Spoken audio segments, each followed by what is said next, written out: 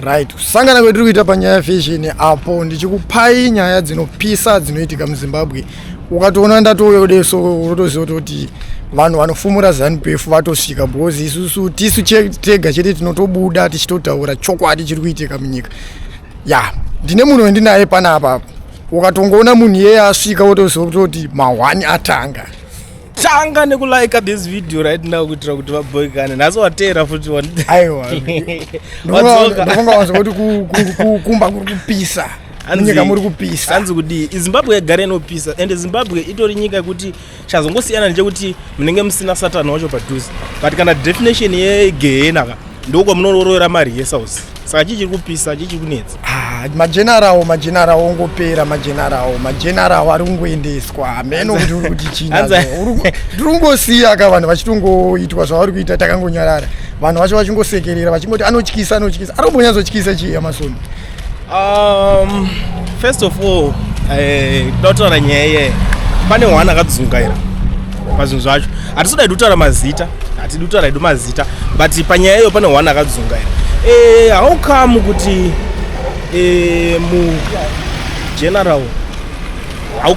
kuti mugeneral anonzi abviswa onoiswa kuMinistry of Sports? For example, tisatotanga kutaura nyaya yekuti havarespecte nyika the way yavanotonga vanongotora chero munhu asina chaanoziva vangomuti vatongobviswa kuami kwacho akambotamba bhora kuami kwacho chii chaakamboita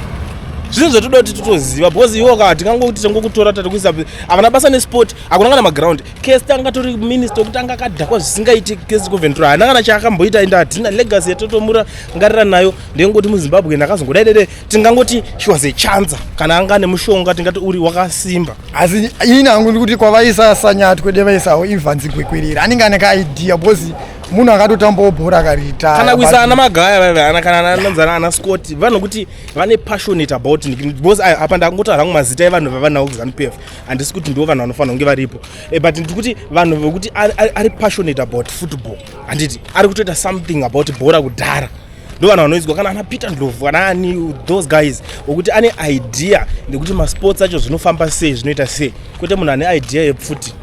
ikuti zveunike bosi chanongoziva mabara chete ende tinoziva tese haisi secret chisoja chaitopindwa vanhu vaya havana kudzidza vazhinji masoja vaitopinda basa raine kumhanya kunzi right endai munomhanya mutione kuti ningi ndiye mhanya aita number 1 aita chichi and the next thing akutonzi apinda basa but mumastreets manje murikuzonzi General Shoni vari kutoloda position ameno uri kuti chii uri kuona zviri izvere zvinoitika kana kuti vanhu vari kungotaurawo zvavo nangu I can't say kuti ari kuloda because ndangwanisa kutaurira umwe munhu angwanisa kutaura on behalf of anyone kuti chii but tiri kutaura nezvazvo that one is a rumor iri kutenderera kunzi Shona ari kuita se ari kuloda possibility iripo futi yekuti panapa this man ari kuvhura nzira yekuwikena vanhu vese vanogona kuzotyisa vanosara vakazodza kana Shoni kuti ndingesaka anozoti alright saka ndingeza ndigara ndabata kuarmy anobata kuarmy through mwana wake handisinzi mwana wake agara ari muarmy pobviswa vamwe vanogona kuzokanganisa nzira yemwana wacho kumberi zvinogona kunge chiri chokwadi kunyaya yekuti vageza vaadresa vakati tine meeting na9 ZANU-PF iwo futi yange ine meeting iwo uri kuona chii chiunyatsoitika munyika ofu ichi vice president vedu tongoti mavice president ese akangonyarara unoti chii nemavice president munyika vari kuzvifarira here havasi kuzvifarira because problem inoitika ndeyekuti kana pakakupurwa mugati vanhu vanga vakanyarara vese but munhu paanokupurwa unozonzwa vanhu vakuuya futi vachiti aiwa uyu anga siri right apo yanga siri right apo chii chinombonyatsoitika muZANU-PF? Inangu I can't speak about zvinoitika muZANU-PF mavo ini ndofarira kutaura zvinoitika muZimbabwe ndo zvandingangotaura but chandoziva about nyaya yemavice president vakada kukomenda on nyaya iyoyo pando nemutemo inovarambidza kuita zvinhu izvozvo pando nemutemo vanhu vaya vakatopikira kuti vachava loyal handiswa achipinda basa raye anotosaina kubva atonikina oath anotora oath of the office yekuti achamira napresident zvese zvichaitwa napresident anenge akangunzi jump anenge achingojamba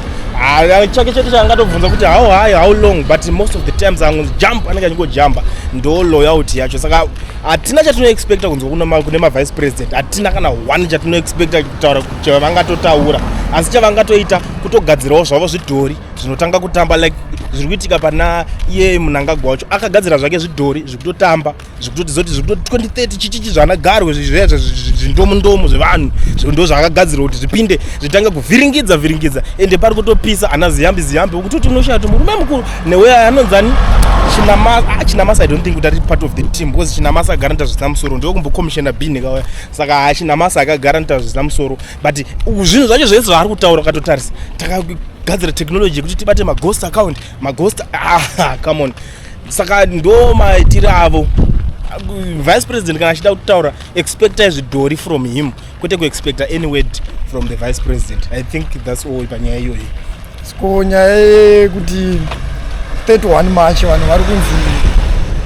ndikuona mumasocial media muri kutopostwa zvichinzi polisi pfuti chi uri kuti zvinhu zvinoitika ere zvoti pfuti inoshandiswa kana kuti vari kutochikidzira vanhu vari kutya vanhu kuti vanhu vanoratidza kuti vari kufosa vanhu kuti president vachiri kuvada but vasiri kuvada. Haisi idea yekuti vada kuchikidzira vanhu ere nemafoto avari kusenda pasocial media kuti vanhu vasaende mustreet kuti vazoti vanhu vari kunze kwenyika ndo vaipfurira vanhu vari munyika. Vanhu vari munyika vari kufarira zvikuitika munyika. ZANU-PF yagara inotonga nyika neintimidation. Vanotochikidzira vanhu kutokuvhundutsirai kuti imi right toda kutongai handiti but hatingokutongei chete toda kutonga tichikuvhundutsirai makadaita something monzi vanhu vari kunze kwenyika ende vanhu vari kunze kwenyika kwacho bvanzi aiwa vari kupuwa mari nemadhona vari kuita sei but haisi nyaya yekudaro. Ukada kutotarisa hapana kana munhu anotombopuwa mari nemadhona. I don't know kana ivo vanhu vacho ZANU-PF vane mariwo dzavanopuwa nemadhona avo. I don't know about that but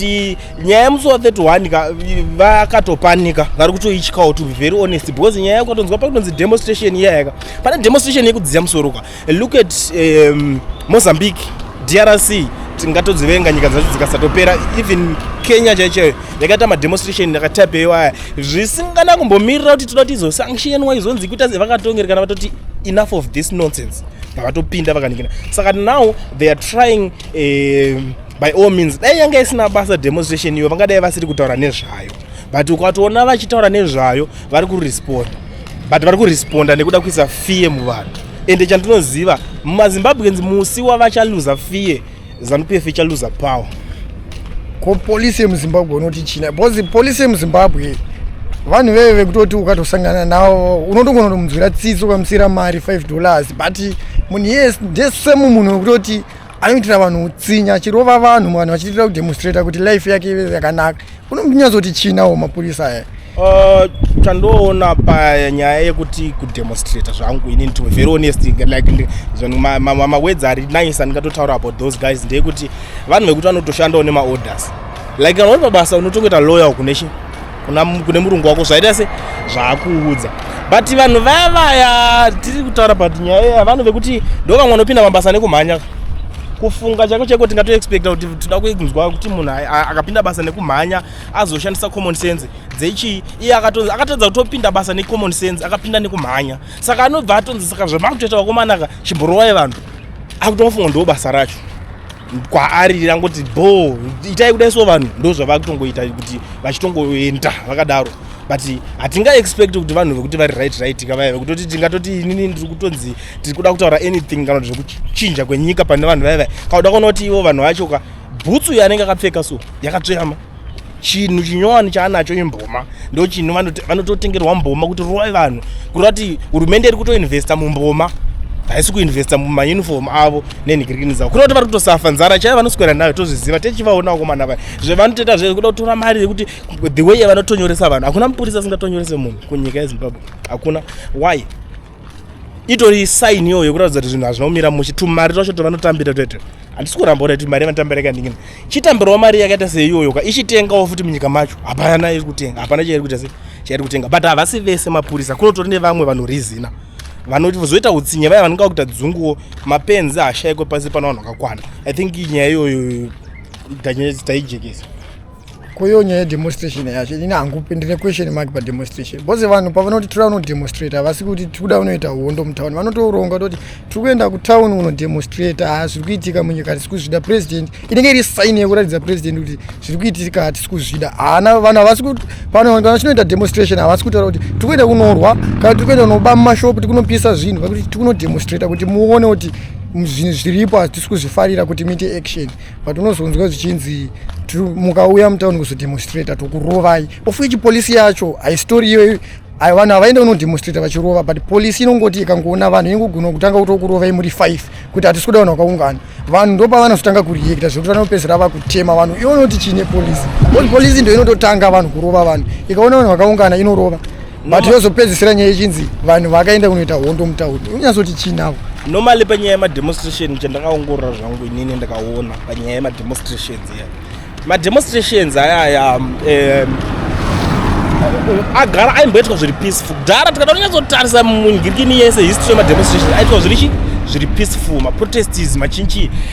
vakazotanga kugadzira maCIO ekuti vanga kupinda vachinodilota zvinhu nezvimwewo zvapfana zvimarombe zvine ZANU-PF zvekuti zvikasvika zvakutanga kupwanya mashopu zvakuita sei saka polisi manjeka inokwanisa kuzvijustifya kuti isusu tiri kurambidza because vanhu vari kupwanya zvinhu but mazimbabweans vari riu chaivo hakuna anoenda achiti ndoda kunopwanya chinhu akakwana chacho ari kungonoratidzira kuti hey isusu tiri kuti enough of this nonsense chete but vanozonopwanya zvinhu ava herato rimwe timu manje saka kureva kuti muzimbabwe munobvumidzwa one demo yekuti masanction chete ndo zvinhu zvezvinotoreva kuti ndo inenge ichinzi iri peaceful mamwe ese mademo yekuti mutongero wamuri kuita zvisi kuita vanhu vari kuba haisi demo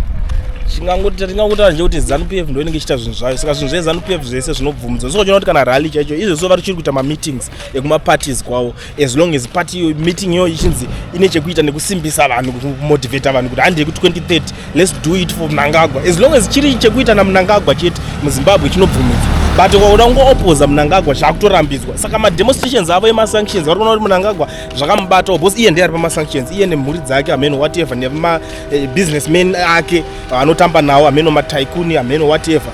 vanotamba nawo ndo vari pamasanction aya saka vanhu vese vanonga vachishandiswa saka obvious angatadze kuti muso31 kuri kunzi hanzi mukaenda mutaundi tokutumirai madrone apa pamadrone apa iwewe drone chimbonyasova alright muri eZimbabwe let me say it once and for all drone is just a camera you understand like this one like the one that I'm using so kana drone ingori camera ndinokwanisa kukuratidza zvayakaita let me alright mira ndigadzire rimwe video ndikuratidze drone ndinaro drone ndikunyasa kukuratidza saka monzi mavhundudzirwa nekanhu kaka camera come on man camera inoita sei alright mira ndiite shoot and click ndachifanira undudza zvamukufunga mu comment section ndigadzire ndikuratidze zvakaita drone